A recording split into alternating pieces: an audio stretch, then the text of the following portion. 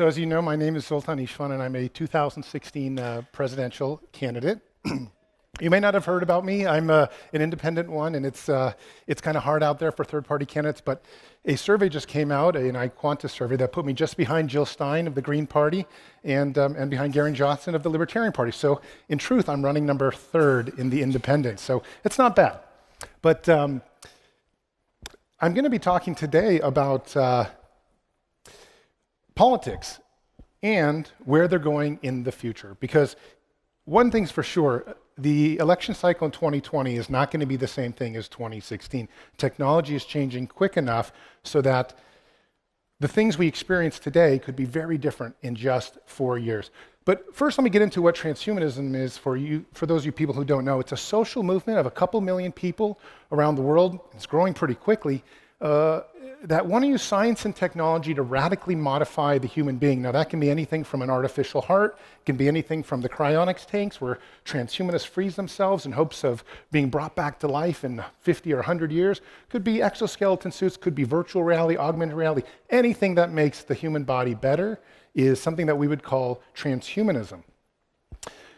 But the real question is, how can transhumanism play into getting into the White House? At least what my quest is.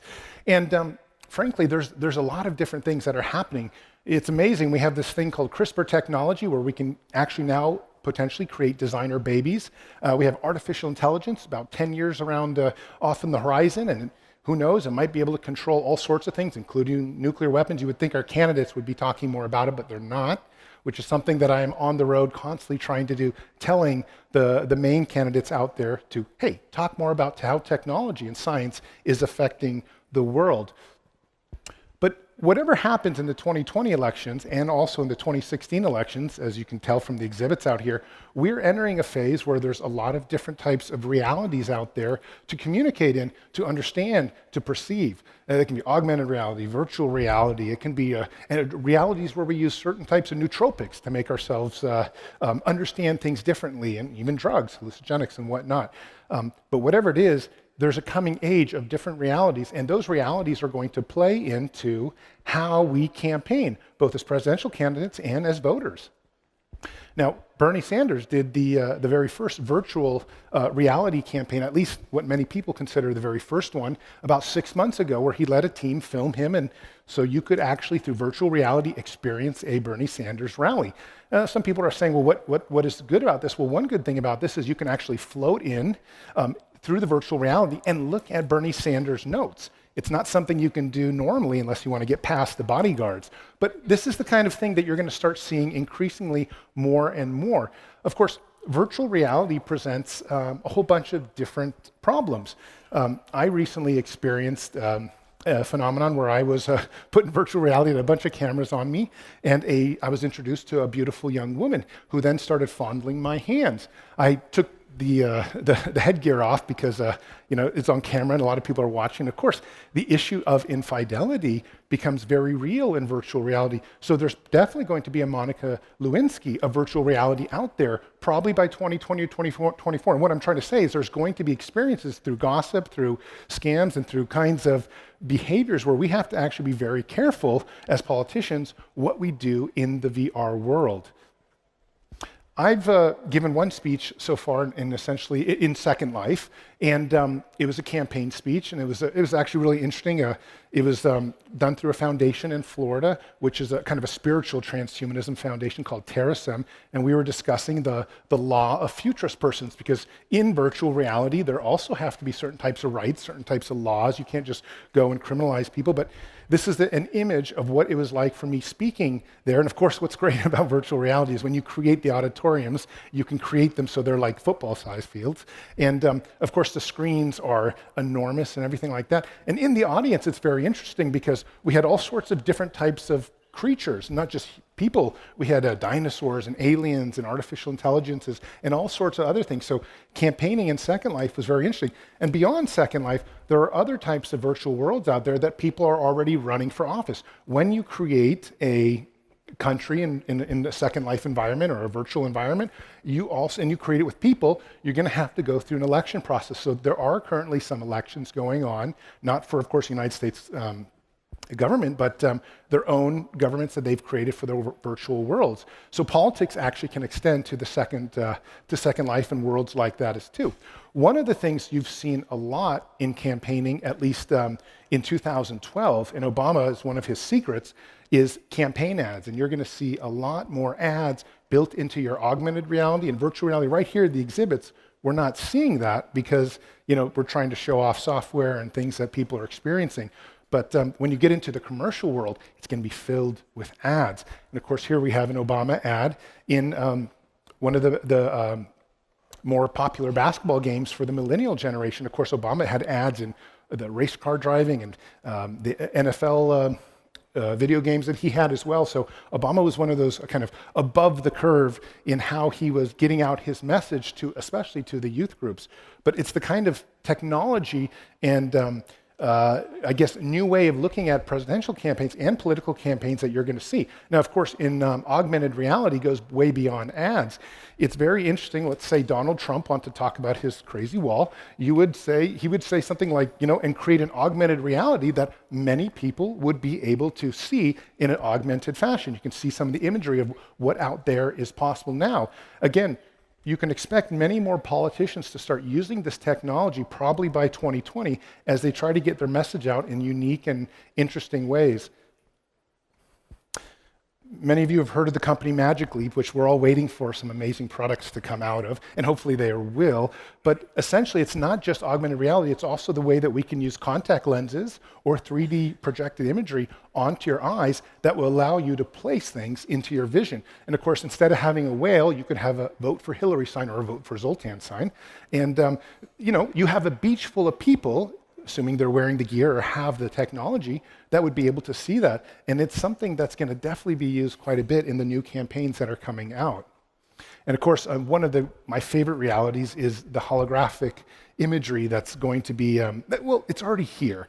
In fact, for a Financial Times conference, I was asked to participate in one. Unfortunately, the problem with holographic technology is it's incredibly expensive still, and it takes about $70,000 to put together about a 30-minute speech. So it's prohibitively expensive still. But you can bet by 2020, a lot of the technology is going to come more cheaply. And it's not just holographic technology. What you're looking at here is Snoop Dogg singing with Tupac, who was murdered a few years or many years back. And they're recreating Tupac through in this case, it's not a hologram, it's a mirror imaging system, but it conveys the holographic technology very similar to this. So, this is an interesting scenario. You're going to have Hillary, for example, in multiple different places at the time campaigning. And on Super Tuesday, when you have 5 or 6, 7 states, this could be something that's very useful. It depends on who you want to win, but at the same time, it's going to be very useful for candidates. And actually, there's 2 different companies out in DC right now that are offering their services to do holographic imaging for candidates out there doing the 2016 elections. You haven't seen much of it, and one of the reasons is, again, it's prohibitively expensive at the moment, but it's going to become quite a bit cheaper as we move forward. Another technology that I think is really going to hit the ground probably by 2020, though this is a tough one, is wearable tech. Now, this is a gimmick out here that we're looking at because for some reason, even though we've had wearable tech around for 3 or 4 years, it just hasn't caught on in terms of all of us out there wearing it.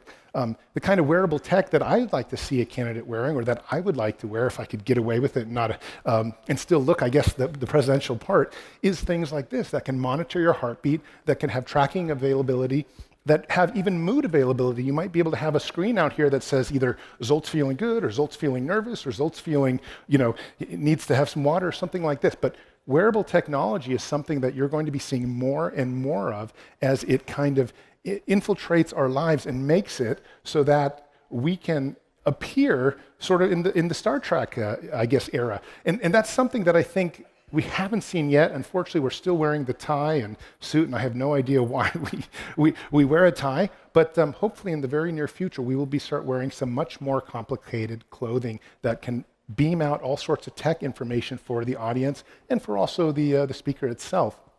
Now, I have a chip implant in my hand. It's an RFID NFC chip. It does very basic things like I can start my car if I want with it, if I have the right software. But more importantly, and probably useful, is if you have a certain type of phone, I can beam you my business card very quickly.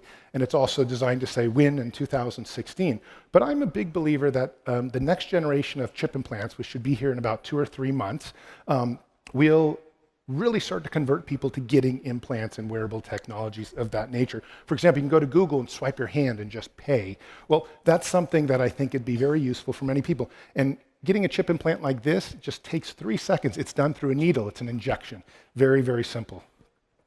Of course, you're going to start seeing more and more robots on the trail. You're seeing some of the robots out here on the floor that people are Skyping through. The robot on the right is my robot. It's a 4-foot robot that I got off Amazon for about $500. And it can do 1,000 different things, including teach my kids karate and mathematics. It was on my campaign bus. But I'm assuming that we're going to be using robots to start helping us get out the political message, hand out bumper stickers, and talk to people about campaign policies and campaign goals. And speaking of robots, of course, we're also going to have driverless cars. Well, there'll also be driverless buses. So I'm not sure how that makes a lot of people feel, but it's very possible somebody very wealthy like Donald Trump could buy maybe 1,000 buses, and during something like Super Tuesday, send out his buses automatically driving across the country trying to get advertisement and his name out there. It's something that I'm sure you're going to see by 2020, assuming that most of the technology is in place, and a lot of that technology is in place. And for those of you who don't know, Tom just mentioned it, this is my campaign bus. Transhumanist #1 goal is that we're trying to use science and technology to overcome death and to stop aging. So I have been, this is a bit of a performance art project. We've been driving a giant 40-foot coffin across the country. And we talk about life extension because the life extension science has dramatically turned in the last 2 or 3 years because the amount of funding that's going into it has quadrupled. We have billionaires, even Mark Zuckerberg and people like that are now starting to come online and say it's time to eradicate disease. Larry Ellison and all these other people. So life extension technology and longevity has become a big thing. But because our country is very religious and most people think they need to die, it's been important to spread a message that's pro-longevity. And of course, driving a giant coffin across the country gets a lot of attention, and it's a good way for us to campaign. It was a bit of a performance art thing. What's happened is my campaign has really grown in size, and it's gone from being a bit of a spreading the symbolic message or spreading the message to something like, wow, I have enough votes now in California to throw it one way or the other if I decide to endorse somebody 2 days before the election. So I'm not sure I'm going to be driving this crazy campaign bus anymore, and it may be a relic for the museum. But that said, this is what we have right now. It's been fun to drive around. We did deliver a transhumanist Bill of Rights to the US Capitol. Drones is another really amazing thing we're going to be having in campaigns. You haven't seen them that much yet because the battery power isn't really efficient, but probably in 2 or 3 years it will be, and you'll have swarms of them, either creating cheering or above us. You can create effects with people. But one of the most important things drones are going to be doing is carrying campaign posters or handing out bumper stickers or paraphernalia and these kinds of things. So in campaigns, it'll be very important. We have a drone on the bus. We have virtual reality on the bus. We have all sorts of fun things on our bus. We bring people on and give them the tech minute where they experience all these different technologies. But unfortunately, our drone doesn't carry things. But very soon here, you'll have drones buzzing around, delivering things to you, especially campaign material. Regarding voters, there's actually something out there too that could be changing things. It's something that I advocate for. It's crazy to me that we have to go somewhere to vote and that we have to or mail something in instead of just having it very easily accessible on our phone. But even more importantly, why should we always let Congress and the Supreme Court and all these other institutions make our choices for us when we have the ability to make instantaneous choices on our phones? So I have advocated for something called a direct digital democracy, where instead of 3 branches of government, there might be a 4th branch, the people. The people can vote and influence real-time decisions. Like, I think everyone's pretty upset that we can't nominate a 9th person right now for the Supreme Court. Well, a 4th branch of government might be able to get around that by having enough people vote. So they would say, well, let that 9th person in, let the president pick it, or maybe the people could pick it anyways. So I advocate for a direct digital democracy just because so much technology is here. And that leads us to kind of a bigger question, which is maybe in 50 years, now I don't advocate this, of course, right now as a presidential candidate, but it's very possible, so much technology coming through the pipeline, that we could be looking at a democratic world government that functions like a world government and causes a lot less wars, a lot less religious strife, a lot less ethnic strife, because we're much more interconnected. And of course, that's all made possible because of technology. And one of the most interesting things in my campaign, every campaign has something that launches the campaign. And I write a number of places. I write for Newsweek, Salon. I have a column at Vice. Maybe many of you have read it, and Huffington Post, and a bunch of other places, Gizmodo. And one of my more popular things I've been writing about has been the possibility of an artificial intelligence president someday. We're about 10 to 15 years from having a machine on planet Earth that could be as smart as any human being here in this room. And probably within 15 or 20 years, it'll be 100 times smarter. So it might make sense at some point to have a machine lead us and be totally altruistic, because it's possible, assuming it doesn't become the Terminator, that a machine can make the best decisions for the greatest amount of people with no personal decisions or no personal biases built into it. Right now, all the presidents have personal biases built into everything that they do. So we could have a machine in the future. Now, it probably won't be this transformer, but it could be something like that, where many politicians are eventually replaced. I mean, why not? Many other jobs are being replaced by robots and software, so it's quite possible that our own leader could be replaced at some point too. If nothing else, it's an interesting question to ponder. But it leads us to the point when, if in 10 or 15 years we actually have an artificial intelligence that's the best leader of us all, we'll also probably be at that point in technology where we have mind uploading and we can start messing with the brain through neurotechnology. About 18 months ago, or maybe 2 years ago now, we had the very first telepathic signals or telepathic words sent between a person in France and a person in India, and they just said hello and they said ciao. And what it did is they didn't speak the words, they thought the words, and the other person on the other end heard it. So telepathy went from science fiction to this idea of real life. Now, 18 months later, there's people that are flying helicopters with telepathy. There's people that are answering 20 questions at once. Telepathy, or the state of it, of using EEG technology, is growing tremendously, and I wouldn't be very surprised if at some point in the future we're able to use algorithms to upload our thoughts. It leads us to a very different kind of age. There are already all robotic eyes out there for the blind people, and it goes directly into the brain. There's 500,000 people around the world with cranial implants or brain chips in their mind. So one day, the campaign may stream directly into our head. Now, that might not be good. You don't want to hear about Trump and Hillary all day, but this is the future that you're looking at 10, 15 years out. And it's just this kind of general human beings merging with machines, which, of course, is one of the most important premises of transhumanism.